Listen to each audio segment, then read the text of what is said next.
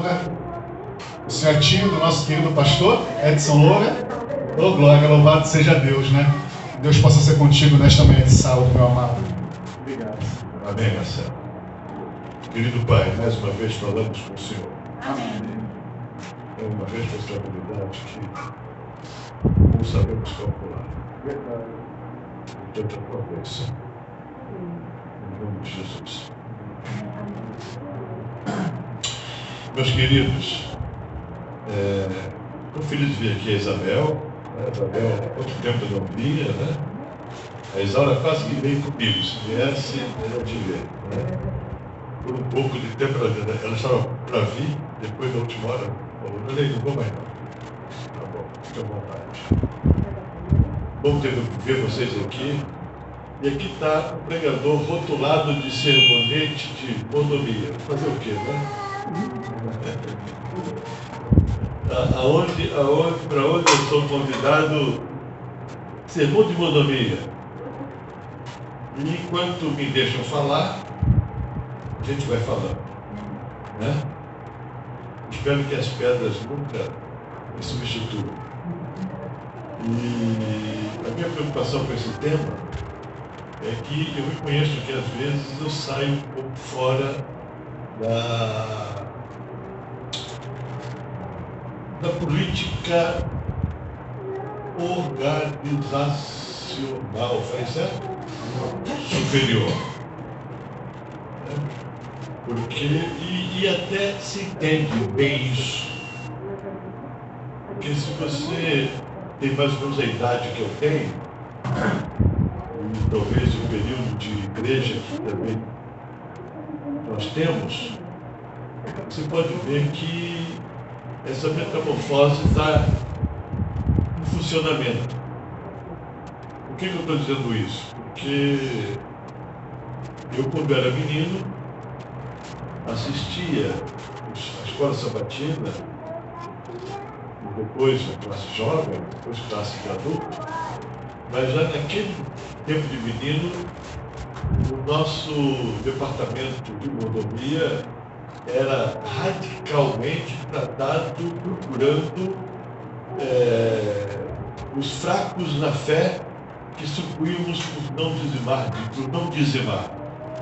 Então tínhamos a equipe, a igreja, tinha toda uma estrutura preparada para visitar, para discriminar, para maltratar aqueles que não eram dizimistas.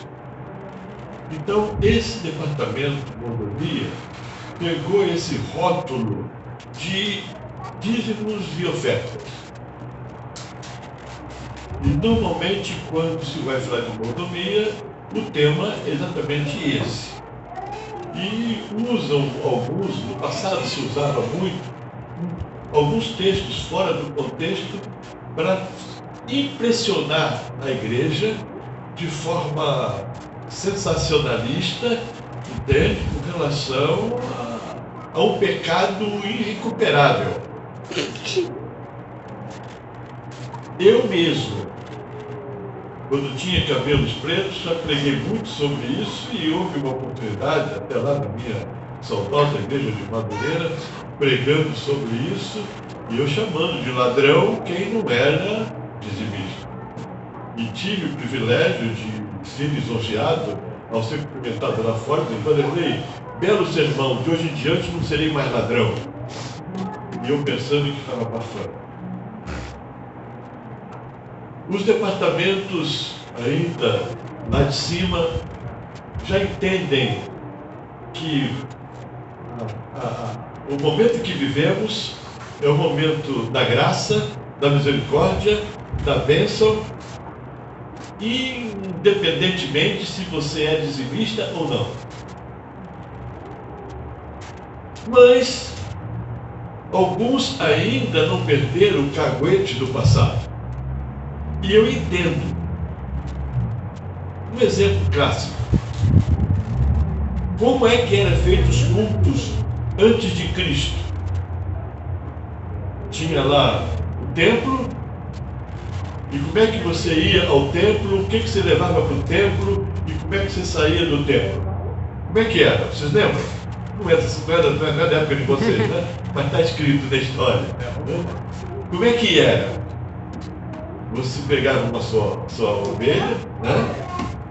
Chegava lá com a sua ovelha, o sacerdote recebia, você confessava seu pecado, a ovelha era sacrificada, o sangue era aspergido, o sangue passava para o santuário, você voltava para casa inocentado e feliz da vida porque o seu culto foi perfeito. Ok? Você imagina esse ato durante séculos e séculos. De repente, quem é que apareceu na história? O cordeiro que tira o pecado do mundo. No ser sacrificado, o véu se rasgou de alto a baixo e ali o côncavo encontrou com o converso e, resumindo, essa forma de culto de repente desapareceu. Você imagine você com aquele costume, aquele hábito, uma hora para outra, você não praticar. Não vai sentir uma falta dentro da gente, alguma coisa faltando? Simples assim. Agora é só aceitar o Cristo. Vocês pensam que é fácil mudar esse hábito da noite para o dia? Não é.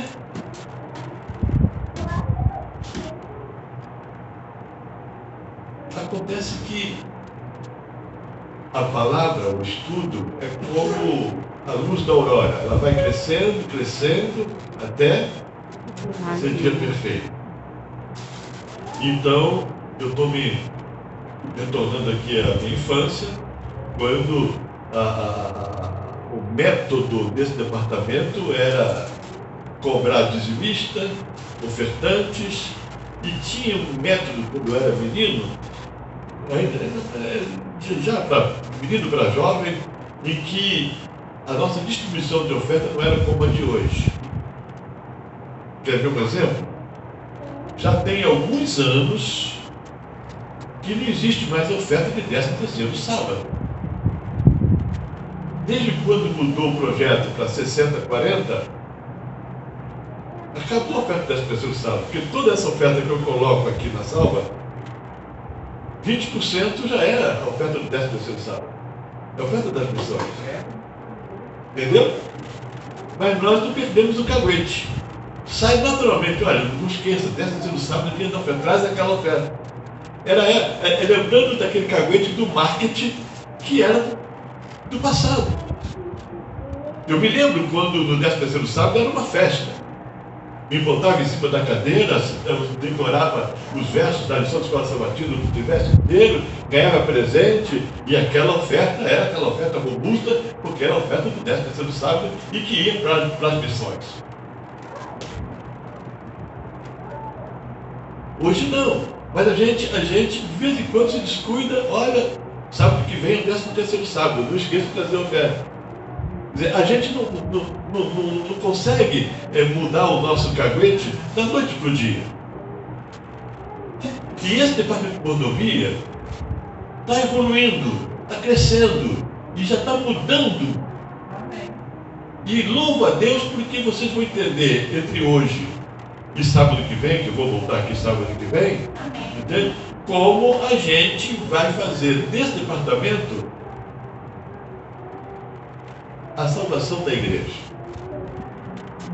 Porque mordomia não é dizimar e ofertar. Mordomia é crer em Deus. Crer que Deus é real. Não é conto da carochinha. Não é força da mente. Nada disso. Deus é substantivo concreto. Eu vi um sermão do pastor Bolhão uma vez sobre Mateus capítulo 1. Eu não entendi por que Mateus começou o capítulo de Mateus trazendo a genealogia. Até então, eu não gostava de ler a Bíblia nas partes que tratava de genealogia. Quando eu era menino, mamãe obrigava a fazer um tal de ano bíblico. Vocês lembram disso? E como eu era menino obediente na força, né? Porque se não obedecesse, né? Tinha uma vara de amora atrás da porta. Então a gente ia. Mas quando chegava lá na genealogia, a gente enfadava e dificilmente passava.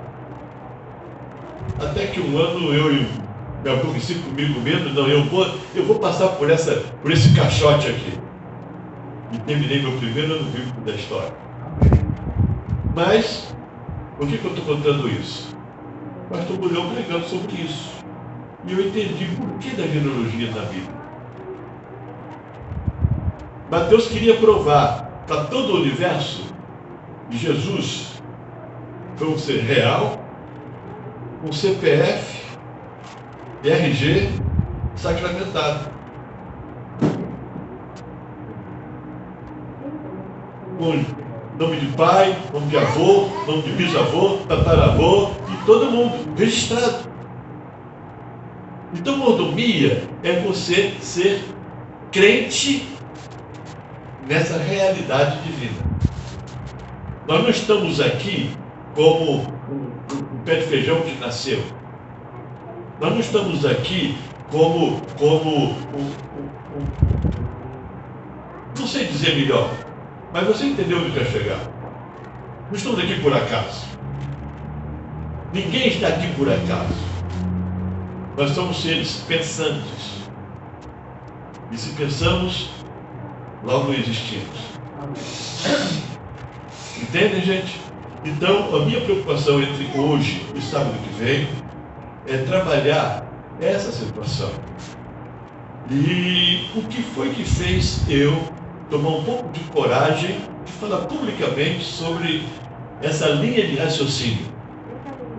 Eu não sei se já contei isso aqui algumas vezes, mas se já contei, os irmãos podem fazer o juízo que quiserem, se eu estou ficando velho ou não tem problema, né? Mas o que fez eu assimilar mordomia, por que eu estou falando isso aqui, sendo até repetitivo? Eu tinha meus 18, 19 anos, membro de Madureira, e tinha um tesoureiro em Madureira, e não sei porquê, me colocaram como equipe da diretoria de mordomia de Madureira. E olha a didática, olha o papel que me incumbiam de fazer. Eu passava um dia da semana, um dia inteiro na casa do tesoureiro. Naquela época não tinha ainda nada informatizado. Era um livrão desse tamanho, fichas de cadastro de cada membro, onde anotava ali quem dizimou, quem não dizimou. Ali eu ficava sabendo quem era dizimista sazonal e quem não era, quem dizimava só nos meses de julho, agosto e setembro, porque outubro tinha comissão de nomeação, e não podia dizer que ele não era dizimista, entende? Então, tudo isso eu vivi e aprendi e captei para falar com vocês o que eu estou falando hoje. Então eu passava um dia inteiro na casa daquele tesoureiro, ficha por ficha, relacionando quem compareceu no dízimo, para que no sábado seguinte pudéssemos lá a equipe ir na casa do irmão e perguntar: por que o senhor não dizimou? Para falar com a fé? Olha que crueldade. Olha que coisa horrível. Mas eu sou desse tempo. Eu sou do tempo em que as ofertas de domingo e de quarta-feira eram especificamente direcionadas para a caixa da igreja. Então, o marqueteiro daquele dia do culto dizia: irmãos, hoje a oferta é local, não vai para a associação, então, por favor, vocês completam. Entende? Então eu aprendi que a oferta ela não pode ser direcionada, a oferta não pode ser conduzida a benefício de um ou outro departamento. Tudo isso eu aprendi, porque eu descobri que oferta é adoração. Dízimo é adoração. Eu tenho 2 sobrinhos pastores. E eu falei para eles uma vez, eles torceram o nariz para mim assim, mas como eu sou tio, eles engolem com farinha. Digo: olha, vocês sabem que vocês são sustentados 100% com dinheiro santo. Só noção. Então, se ele for sair com a família, tomar um sorvete, coisa e tal, tudo bem, tem mais aqui mesmo. Mas ele não pode perder o sentido de que aquele dinheiro que ele pagou no caixa lá é um dinheiro que saiu da onde? Já pensaram nisso? Já pensaram nisso? Então, gente, eu tenho muito a sério as coisas de Deus, porque para mim Deus é real. E com Deus não se brinca. Porém, eu estou também muito bem convencido de que Ele é amor, Ele é misericórdia, Ele é benigno, Ele tardio em irar-se. Provou-se isso hoje aqui com relação a Jonas. Então eu quero ler o primeiro versículo da Bíblia, antes de começar alguns slides. Mas antes desse versículo, eu estava falando aqui sobre um pastor que me ajudou muito a dar o primeiro passo para entender toda essa teologia de mordomia e hoje eu falo do jeito que eu falo. É a história que eu falei aqui, não sei se já contei, vou contar de novo. É o seguinte, a história do Serapião. Já contei aqui? Não? Então ficou mais fácil para mim agora. A história do Serapião é a seguinte. Conta a história. Quem me contou isso, eu vou dar o nome do pastor. Pastor Miguel. Pastor Miguel foi pastor da igreja do Dr. Laureano, aqui em Caxias. Depois foi departamental de mordomia da Rio de Janeiro, antes de dividir. Depois ele foi evangelista da associação. Chegou a ser departamental de mordomia da nossa divisão sul-americana. Lamento dizer a vocês que eu não sei aonde ele está hoje. Mas quando ele estava na liderança aqui perto da gente, ele fez uma convocação para todos os líderes de mordomia das 3 associações: Rio Fluminense, Rio de Janeiro e Rio Sul. E o local foi reservado na concha acústica da UERJ. Não sei se alguém aqui lembra disso, alguém esteve lá. Na concha acústica da UERJ. E ele era o palestrante. E ele, na palestra, ele contou essa história do Serapião. Esse pastor abriu os meus olhos e me avançou na doutrina, na teologia, da verdadeira mordomia. Ele falou o seguinte: existia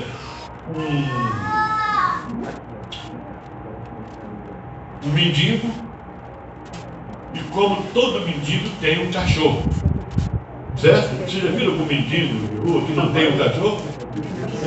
Todo mendigo tem um cachorro. E quando o cachorro dorme, o mendigo fica acordado, cuidando do cachorro. Entendeu? E quando o mendigo dorme, o cachorro fica acordado, tomando conta do seu amigo. Então, há uma relação muito fiel entre o mendigo e o cachorro. Tinha também um barraquinho, quiosque, onde vendia sanduíches, x-tudo. Ele na época falou x-tudo, hoje tem outros nomes aí, né? Mas x-tudo é um sanduíche que tem uma salsicha, que tem mostarda, que tem batatinha, né? Pois bem. E tinha um transuinte que todos os dias passava por ali e observava a carrocinha, vendendo x-tudo, e observava o mendigo à distância, que sempre olhava para a carrocinha. Esse transuinte, de tanto passar por ali cotidianamente, um belo dia resolveu abrir um diálogo com o mendigo. E conversando com o mendigo, descobriu o quê? Ele perguntou ao mendigo, não falou assim mendigo, não. Ele perguntou para ele qual seria o sonho dele, se ele tinha desejo de sair daquela vida, se ele tinha família, se tinha... passava pela cabeça dele algum sonho especial. E perguntou para ele, qual o seu maior desejo? E o mendigo falou assim: meu maior desejo é comer um x-tudo ali daquela vaca. Só isso. Só isso. Ou seja, por isso, foi lá na vaquinha, mandou o cara caprichar o x-tudo e levou o x-tudo para o mendigo. O menino pegou aquele x-tudo, olhou para o x-tudo, puxou a salsicha e deu para o sarapião. Ele ficou estudando. Ué, mas o melhor você dá para o sarapião? Para quem a gente ama, a gente dá o melhor. Isso é economia, o resto é palfura. Tá ligado? Cara, economia. Captaram? Economia é isso. Esquece dízimo e oferta, porque o dízimo, o crente de verdade não tem problema com dízimo. O crente de verdade tem problema com oferta. Ele dá tudo que tem, mais alguma coisa. Não sei ficar fazendo apelo aqui, chantagem, se está roubando. Não, até porque, queridos, não tem como falar isso para os pastores, mas livro de Malaquias, que é muito usado para meter o pau em quem não é jesuísta, são 4 capítulos apenas. Malaquias falando para os sacerdotes. É o diálogo entre o profeta e o sacerdote. Está certo que Pedro disse que nós somos feitos sacerdotes, né? Mas no contexto ali é para a estrutura. Então agora vamos ler o primeiro versículo. Jeremias 31, verso 3. Esse versículo é o meu versículo predileto. Está na minha fitinha vermelha aqui da Bíblia. Eu vou abrir porque eu gosto da Bíblia aberta, mas eu tenho esse verso de cor. Jeremias 31, verso 3. Aqueles que acharam, pode abrir um sorriso. Esse eu já sei que posso ler. Ok? De longe se me deixou ver o Senhor dizendo: com amor eterno eu te amei. Por isso, com benignidade te atraí. Como é que Deus me atrai? Não é nunca pela chantagem. Tá? Não é pela prosperidade, se você abençoar, porque eu fui catequizado assim, gente. A minha mãe era muito conservadora, meu pai muito conservador. Tudo que fazia era pecado, e se eu peco comigo, se eu pecasse, Deus ia me castigar. Eu não conhecia Deus. Eu vim conhecer Deus depois de barba. Então, a gente pega aquele caguete do passado, aquela obrigação de penitência da Católica Apostólica Romana, trazemos isso dentro do nosso gênese aí, entendeu? Tem que fazer, se eu não for na igreja, eu estou lascado. A gente fica com mil minhocas rodando na nossa cabeça e não descansa. E é esse descanso que Hebreus fala, que a lição do trimestre está falando, o trimestre inteiro. Precisamos desse descanso. Porque esse descanso é entender que o amor dele é eterno. Quanto tempo dura um amor eterno? Não tem fim. Isso quer dizer que eu dizimando ou não, ofertando ou não, vindo da igreja ou não, contrariando ou não, ele vai continuar me amando. O amor dele comigo não é recíproco, é independe. E quando eu descobri isso, que ele me atrai pela benignidade, ou seja, não é me cobrando, não é me julgando na cara. Quando eu descubro isso, não tem como retribuir, agradecer e glorificar o nome dele. Porque o amor, quando é cobrado, é um amor sufocante. O amor, quando é vigiado, ele sufoca, ele mata, ele maltrata. Ninguém quer ter um relacionamento de cobrança. Deus não cobra, Deus apenas espera. Ele mostra quem ele é. Te dá e te dá. Se você tem inteligência, você reflete, você pensa, você tem inteligência, porque o inteligente vai ver. E vendo, vai reconhecer. E reconhecendo, é só alegria. Mas como nós, seres humanos, estamos cheios de caguetes do passado, eu preparei aqui alguns slides tirados desse livro. É um livro da Ellen White, mas compilado na base maior do livro Consciência e Mordomia Cristã. E como coloquei na tecla que mordomia não é dinheiro, eu vou me contradizer falando de dinheiro. Vamos colocar a primeira tela. Métodos populares de apelo. Olha o que Ellen White colocou. Esse método popular é o título do capítulo aqui. Tá? Ela colocou assim: vemos as igrejas dos nossos dias incentivando festejos, glutonaria e dissipação por meio de ceias, quermesses e festivais realizados com o fim de juntar meios para a tesouraria da igreja. Ellen White está citando aqui um texto contemporâneo, tempo dela. Ela está falando isso aí não é profecia. Ela está relatando o que ela estava vendo na igreja nos dias dela. Tá certo? Para fazer dinheiro, para fazer caixa, então tinha quermesse, tinha festivais, enfim, tinha rodada de pizza, tinha macarronada, entendeu? Era tudo um loba-loba.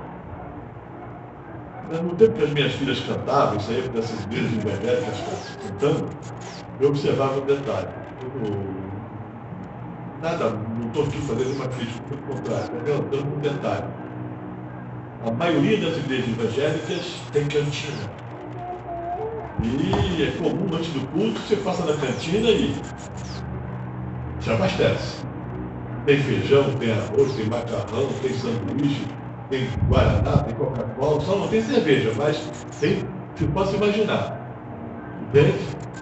Então, eu achava isso interessante. E é tudo na caixa para eles, certo? Ali não é lá para fulano, né? Para a igreja. Isso faz a gente pensar. Olha o outro slide. Eis um método inventado por mentes carnais para conseguir recursos sem sacrifício. Fiquemos o quê? Livres de todas essas corrupções e festivais de igreja que exercem uma influência desmoralizante sobre quem? Olha que Ellen White começou a ter uma visão que esse lance de quermesse, esse lance de festivais, tudo com fins de arrecadar dinheiro, não é muito didático para espiritualidade. Porque nós estamos vivendo em tempos do fim, é hora de pensar em coisas mais nobres. Tá certo? E um detalhe: dinheiro para Deus não é problema. Aqui está escrito que ele podia fazer chover dinheiro do céu se quisesse. Tá? Então, dinheiro não é problema. Vocês vão ver no decorrer da nossa fala aqui. Olha o segundo slide, outro slide.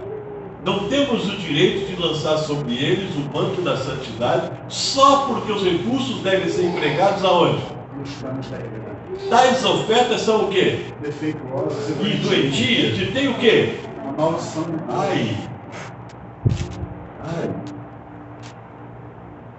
Tá tão bom sermão, né?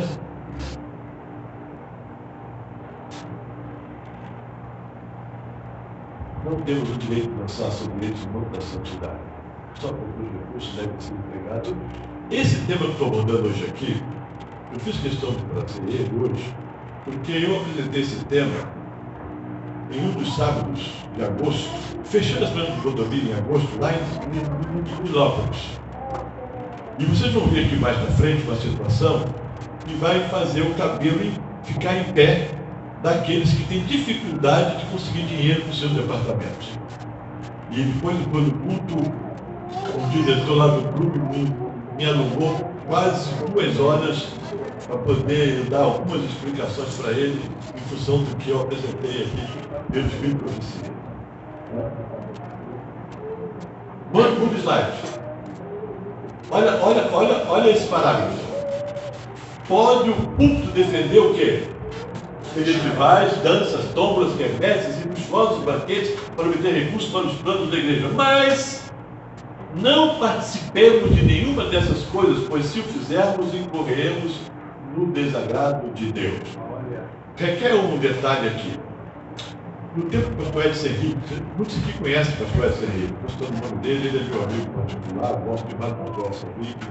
E quando ele foi departamental de mordomia aqui no nosso campo, eu junto com mais 11, nós éramos 12 palestrantes, a gente visitou todas as igrejas e grupos do campo. E nós, os palestrantes, começamos a falar na quarta, quinta, sexta e sábado de manhã, e no sábado à tarde, na sede do distrito, ele fechava. Muito bem, numa dessas reuniões, uma igreja, me permite não citar qual, vamos respeitar, uma igreja estava programando um showroom, uma exposição de produtos com o fim de angariar dinheiro para o Natal dos pobres. Olha que coisa bonita, né? Para o Natal dos pobres. Então era uma quermesse para fazer fundos para esse Natal. E a do departamento, que estava nessa reunião, perguntou o que achava dessa ideia. E aí eu falei disso aqui. E aí o Vanderlei Loura começou a ser olhado com os olhos atravessados. E uma personagem argumentou dizendo o seguinte: não, as Dorcas, a nossa asa hoje, né? Ela tem direito de fazer isso. E tem mesmo. Mas tomar muito cuidado para não fugir o espírito da coisa. Muito cuidado. Porque vocês vão entender ao longo da nossa fala que como Deus pode fazer 1 centavo na salva virar 1 milhão. O problema é que ele não confia que o que colocou aqui não é suficiente. Esquecendo de que Deus é capaz de fazer a multiplicação. Lembra do pães e peixes? Quantos pães foram precisos para alimentar 5.000 homens? Se fosse você e eu, encararíamos essa parada? Então, gente, vamos em frente. Faz o slide. Não nos propomos apelar para a concupiscência do apetite ou recorrer a diversões carnais como meio de induzir professos seguidores de Cristo a dar dos seus bens que Deus lhes tem confiado. Se não derem voluntariamente por amor de Cristo, de maneira alguma será oferta o quê? Vocês percebem como a coisa é muito mais... muitos alegam que Jesus Cristo, né, foi muito pacífico com relação ao tratamento da lei de Deus e tal, né? Ele na exposição quando ele falava para os seus ouvintes, né? Ele era dócil, meigo, gentil, mas alguns mais perspicazes alegam. Ele era muito mais rígido com a lei do que possa imaginar. Exemplo, para os antigos, antes de Cristo, adulterar era cometer o ato. Para Jesus, não é cometer o ato. Tá ligado? Gostei do provérbio, né? A gente tem que estar ligado, né? Se não derem voluntariamente por amor de Cristo, de maneira alguma será oferta aceitável a Deus. Muitos moços e moças têm perdido a sua alma devido a essas influências corruptas. Por quê? Porque você absorve isso como natural, cria um caguete e você não consegue livrar isso livremente, a não ser pelo poder do Pai. Vamos lá. Os homens recusam dar por amor a Deus, mas por amor ao prazer e à condescendência com ambições egoístas, contribuirão com o seu dinheiro. Isso é pura verdade. Será por não haver poder nas lições de Cristo, quanto à beneficência, no seu exemplo e da graça de Deus no coração para levar os homens a glorificar a Deus por sua fazenda, que se deve recorrer a esse método a fim de sustentar a igreja? Será? Somos crentes ou não somos? A gente crê ou não crê? Ah, querido, podia contar tantas histórias aqui da experiência minha de vida, entende a maneira como Deus operou, do nada aparecer. Eu me lembro que não que eu escrevi aqui, eu falei um pouco de Quintino. Não vaga ideia. Quintino, eu vi Deus. Não pedimos dinheiro a Milton Afonso, não pedimos dinheiro à associação, não pedimos dinheiro a ninguém. E o único mico que paguei é que eu fui pedir dinheiro à Madureira. E nunca faltou um centavo ali. Aparecia dinheiro. O tesoureiro ficava assustado. Teve uma vez lá no banco que apareceu lá uma soma, o tesoureiro não queria mexer, falou com o gerente está na tua conta, é de você. Se você não quer para você, eu pego para mim. Foi o único jeito que ele incorporou aquele dinheiro na conta corrente. Gente, Deus é real. Ou eu creio ou não creio. Ou somos ou não somos crentes.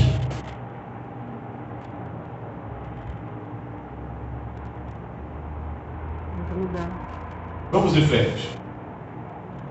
Não é pequeno o prejuízo ocasionado à saúde física, mental e moral nessas cenas de divertimentos e glutonaria.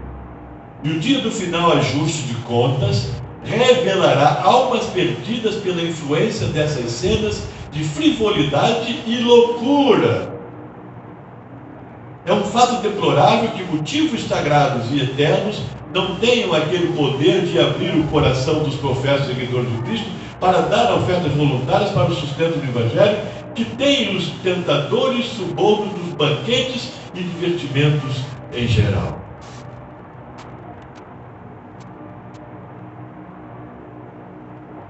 Vamos em frente, não quero me alongar. Sábado que vem eu vou comprar. Oferta chorada, queridos. Leia o verso. Deus fez dos homens seus depenseiros, sócios seus na grande tarefa de levar-lhe avante o reino da terra. Mas eles podem seguir o mesmo procedimento do servo infiel. E ao assim fazer, perdem os mais preciosos privilégios já concedidos ao homem. Durante milhares de anos, Deus tem operado por meio dos seus agentes humanos, mas, se quiser, poderá retirar os egoístas, os amantes do dinheiro e os cobiçosos. Olha para o outro lado. Ele não depende de nossos recursos e não será restringido pelos agentes humanos. Amém? Amém. Poderá levar a cabo o seu próprio trabalho, embora nele não tomemos parte. Agora a pergunta: quem, porém, dentre nós se alegraria de que o Senhor fizesse isso?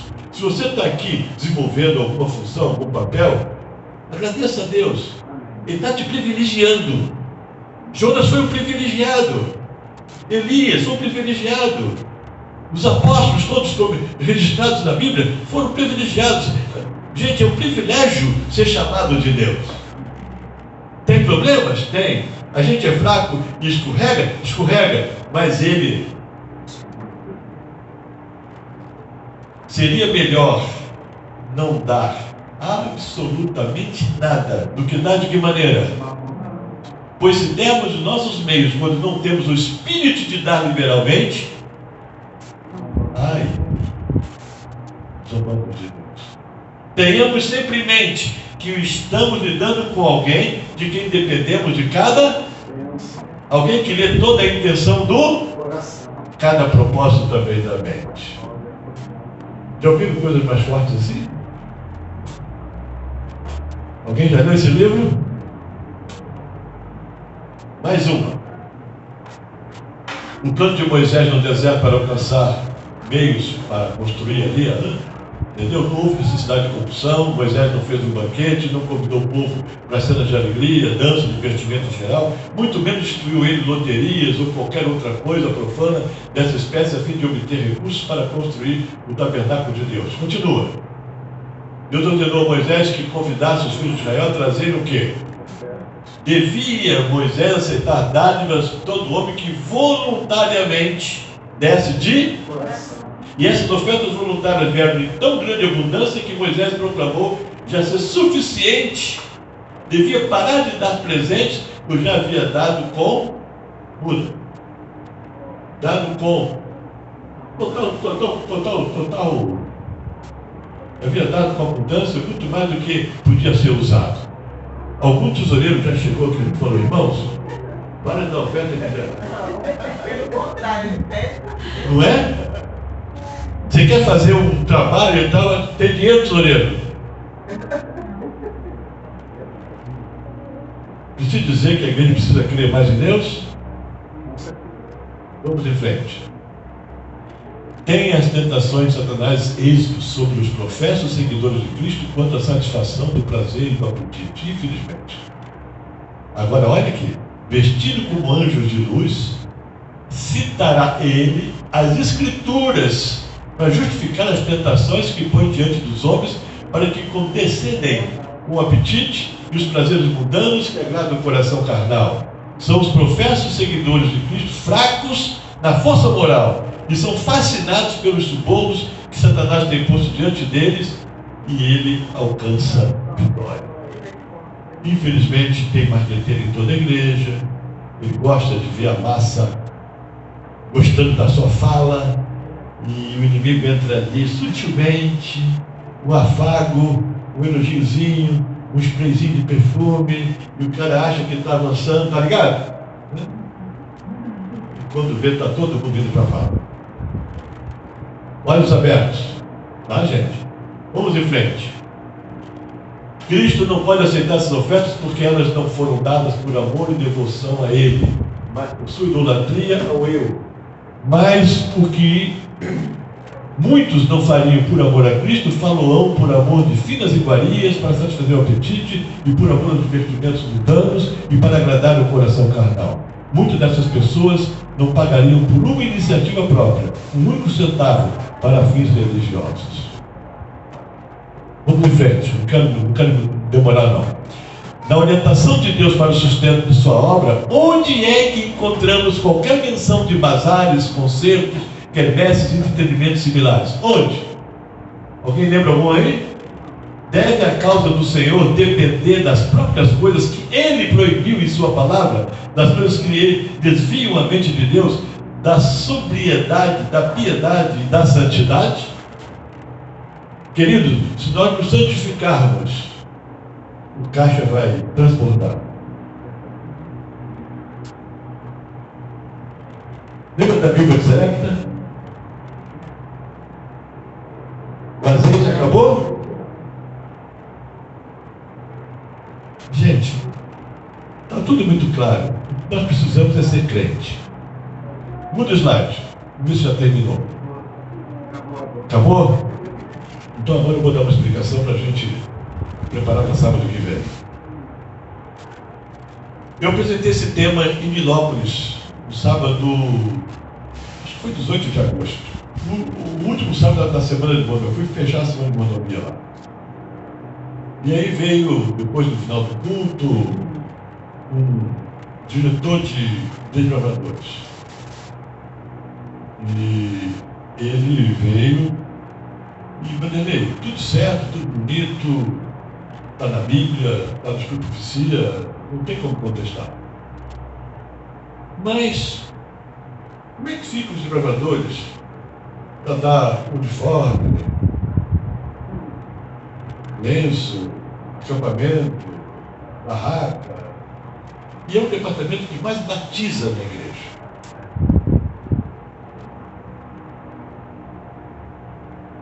Porque a gente tem colocado os meninos para ir para o sinal, vender bala, vender chiclete, vender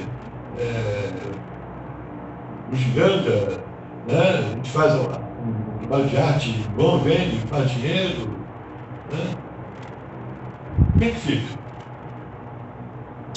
Voltando aos tempos antigos, eu sou do tempo em que os cultos do sábado à tarde eram chamados de liga.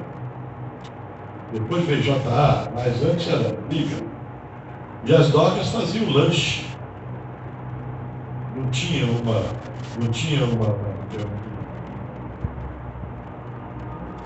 tinha um balcão onde ela vendia suco, sanduíche, né? E a gente fazia hora social, terça-feira passear lá no pântano e tal, né? Os mais antigos sabem o que eu estou falando. E aí a gente lanchava ali. Quem não tinha namorado arranjava, quem não arranjava ia embora, mas tudo bem, era aquela época, aquele momento social, entendeu? Que a gente passava todo sábado após o programa da tarde. Até que veio uma luz, e essa luz revelou que as docas não deviam fazer isso. Por quê? Porque as docas já tinham uma ficha de associados. Eu fui associado das DOC há muitos anos. Entendeu? O meu envelope tinha lá também lá o dízimo, a oferta, e tinha também lá a parte da DOC. Resumindo, hoje está tudo mudado, mas o caguete continua. Eu sou do tempo em que todo início de ano, a primeira atitude da primeira comissão do ano chama-se votar orçamento, certo? Eu tive a honra, para não falar a vaidade, né, de dar essa ideia para o pastor do meu distrito na época, porque até então vinha votando valores. Aí eu falei, por que não vota percentuais?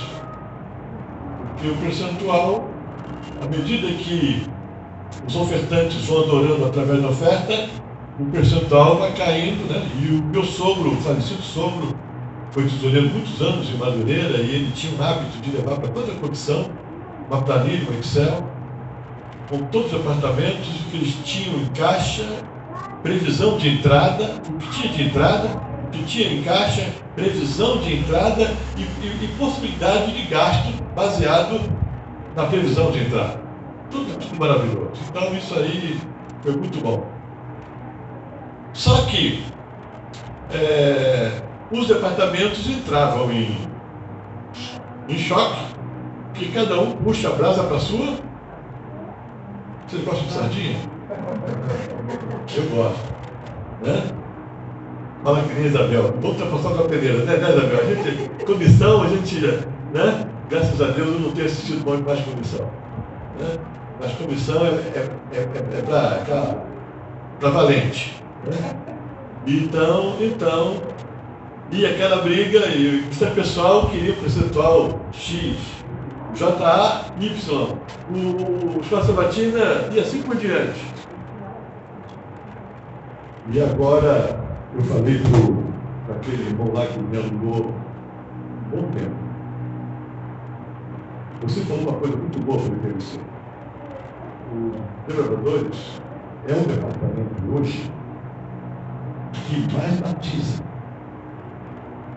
Não temos grandes cultos JA mais, mas temos bons, o pastor Adriano aí, que também mais enorme com os governadores aventureiros, e essa rapaziada é o futuro da igreja, e onde deve ter investimento é nesse departamento. Por quê? O Ministério Pessoal, antigamente,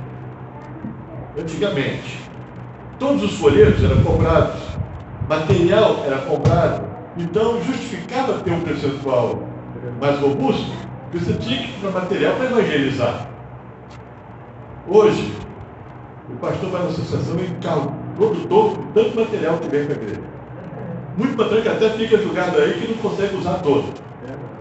Então, para que um percentual elástico para esse departamento? Não é menosprezando o departamento. É entender aqui o foco, aonde investir. Né? JA, Escola Sabatina, precisa comprar vinhos, visitas, agradar, premiar um ou outro departamento, enfim, cada um tem a sua prioridade, e dentro dessa prioridade vamos avaliar o percentual de acordo com a prioridade. Eu hoje, se fosse argumentar alguma coisa em comissão, eu diria, que foi bom, o maior percentual, quiçá 50%, seria desenvolvedor e aventureiro. Gostando ou não. Por quê? Porque é o departamento que você hoje vê. Qualquer investidor, ele antes de investir, ele investe olhando o que vem o resultado. Você vai para a bolsa comprar ações, você vai avaliar ali, entende? Então, se porventura o clube está reclamando, porque isso que o Vanderlei falou aqui, está indo de encontro, e eu estou em pecado, porque eu estou fazendo quermesse, eu estou fazendo feira livre, eu estou fazendo tudo isso, eu estou errado. Então, eu tenho que buscar Deus. Deus, domingo tem comissão. Deus, age na comissão. Deus, eu preciso. A obra é tua, não é minha. E Deus vai operar na comissão e vai determinar lá 50%, 60% do orçamento para ele. E divide o resto dos outros. Então, está claro? E agora eu vou dizer uma coisa para vocês, utópico, mas eu vou falar. Se a igreja fosse formada de crentes, porque essa de dar a sugestão, de dar o segundo dízimo, 10 de dízimo e 10 de oferta, de plano, você entende? Isso tudo é marketing. O dízimo é a única que Deus determina um percentual. Saiu do dízimo, é a tua experiência pessoal baseada na tua crença. Assim como pode ser 10, pode ser 20, pode ser 30, pode ser 1, pode ser 2, pode ser 3. Tá ligado? Tá certo? Entende? Porque oferta é segundo o coração. Dízimo não se discute. Mas oferta é o seu coração. E o seu coração vai reagir de acordo com a sua possibilidade. E Deus lê o coração. E por isso eu quero encerrar lendo o último versículo bíblico. Marcos, capítulo 12. Marcos, capítulo 12.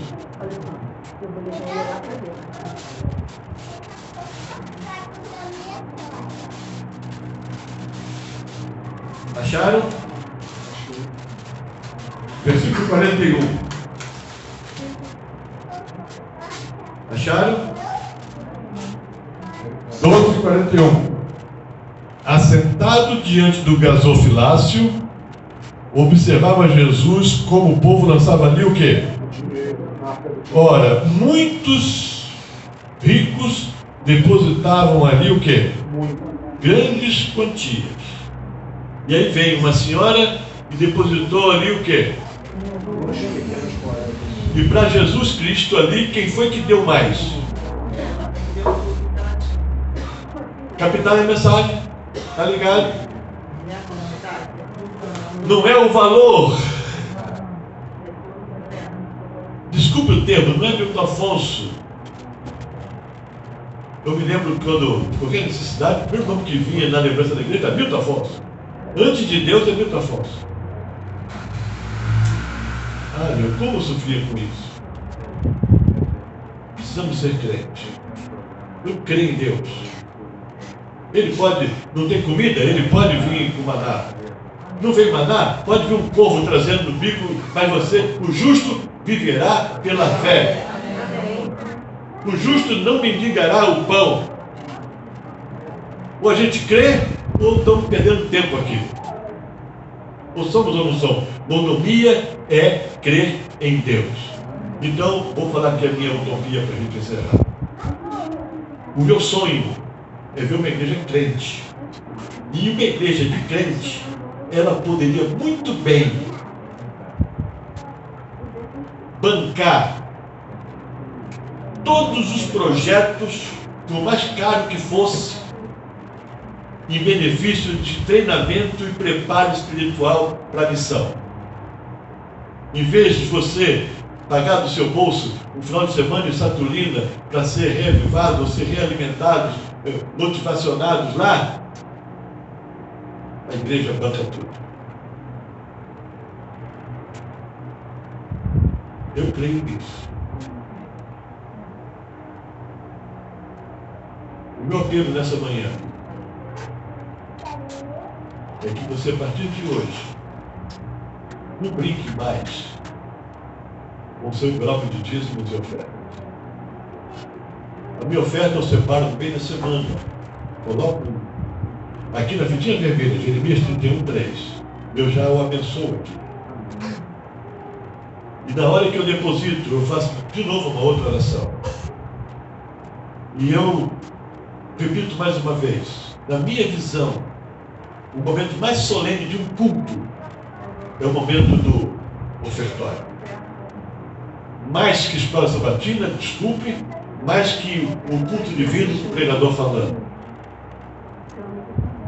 Se eu pudesse mandar, se eu tivesse autoridade sobre tudo, eu ia fazer com que esse momento da oferta fosse muito mais enriquecido de uma solenidade pura e autêntica, direto ao trono de Deus.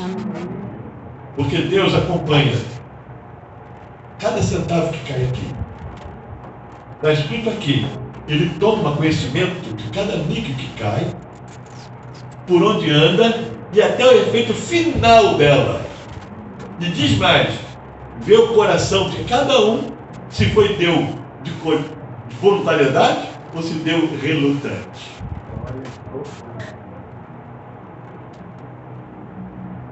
E o Senhor salve a gente. Amém. O Senhor nos abençoe. Amém. E lá naquele lindo país, onde a gente vai viver eternamente, sem nenhuma preocupação com quem está ali do nosso lado, que só assim, até gente boa lá. Amém. A gente possa descansar no famoso descanso prometido. Vamos cantar? Vamos sim. Lindo país, 571. Ô Pai, tua bênção. Deus abençoe. Salva a nossa igreja, Pai. Abençoe essas ofertas e dízimos hoje aqui arrecadados. Assim seja. Que venha coração verdadeiro adoradores. Assim seja. Perdoa-nos se algumas vezes a gente não veio do espírito da adoração. Salva-nos. Dá-nos o resto do sábado abençoado. O mérito do teu Filho amado, Jesus Cristo. Amém. Amém.